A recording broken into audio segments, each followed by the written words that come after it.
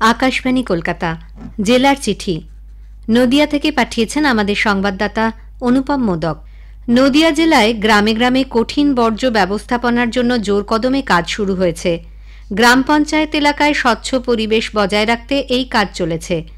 জেলা পরিষদের সভাধিপতি তারান্নুম সুলতানা মীর এ খবর জানিয়ে বলেন, কঠিন বর্জ্য পৃথকীকরণ ও নিষ্কাশনে ভালো কাজ করা পঞ্চায়েতগুলিকে পরিকাঠামো উন্নয়নের জন্য 1,91,00,000 টাকা মঞ্জুর করা হয়েছে। ওই টাকায় প্রয়োজন অনুযায়ী নতুন নতুন যন্ত্রপাতি, গাড়ি জেলা পরিষদের পক্ষ থেকে কেনার ব্যবস্থা করা হবে।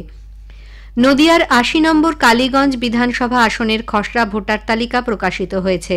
গত জানুয়ারি মাসে খসড়া তালিকায় 2,54,849 জন ভোটারের নাম ছিল, কিন্তু সম্প্রতি প্রকাশিত চূড়ান্ত তালিকায় 2,208টি নাম কমে 2,52,670টি নাম স্থান পেয়েছে।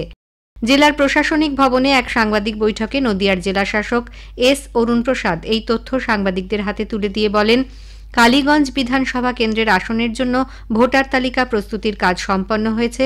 কোনো অভিযোগ থাকলে সেই অভিযোগ গ্রহণ করা হবে বলে এ সংক্রান্ত এক বিজ্ঞপ্তি প্রকাশ করা হয়েছে।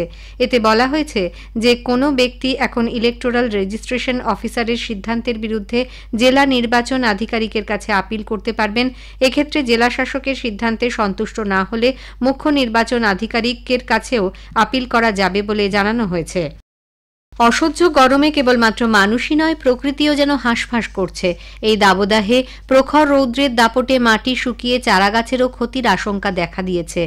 কৃষি দপ্তরের পক্ষ থেকে পরামর্শ দেওয়া হচ্ছে, এই সময় চারাগাছে সকাল 8টার আগে এবং বিকেল 4টের পর জল দিতে হবে। নার্সারিগুলিতে প্রয়োজনে চারাগাছের উপরে সবুজ ছাউনি দেওয়া যেতে পারে। মেধাবী দরিদ্র ছাত্রছাত্রীদের উন্নয়নের লক্ষ্যে রামকৃষ্ণ মিশনের তরফ থেকে নিরন্তর প্রচেষ্টা চালানো হচ্ছে। এই উদ্দেশ্যে অতি সম্প্রতি মেধা অন্বেষণ পরীক্ষা হয়। জেলায় 22টি স্কুল, 2টি ইউনিভার্সিটি ও 5টি কলেজের প্রায় 1000 জন ছাত্রছাত্রী এতে অংশ নেন। পরীক্ষায় প্রথম, দ্বিতীয়, তৃতীয় স্থানাধিকারীদের পুরস্কৃত করা হবে।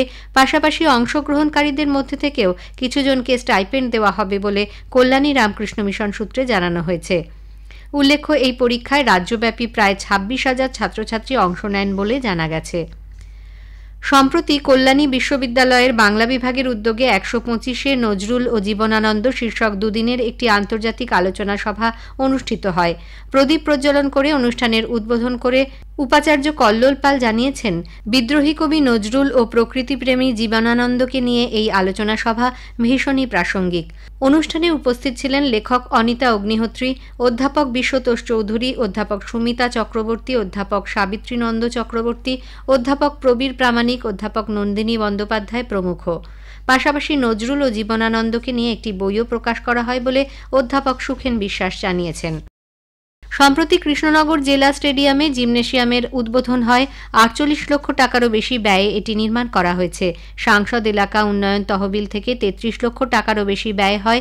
বাকি অর্থ চতুর্দশ অর্থ কমিশন থেকে 15 লক্ষ টাকারও বেশি খরচ করা হয়।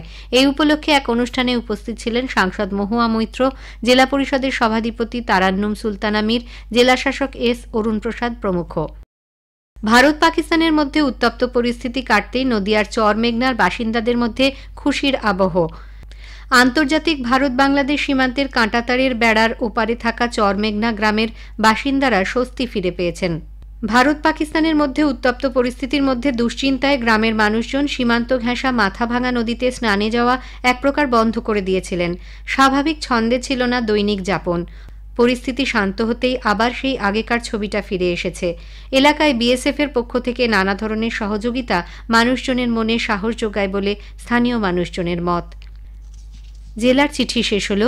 নদিয়া থেকে এটি পাঠিয়েছেন আমাদের সংবাদদাতা অনুপম মোদক।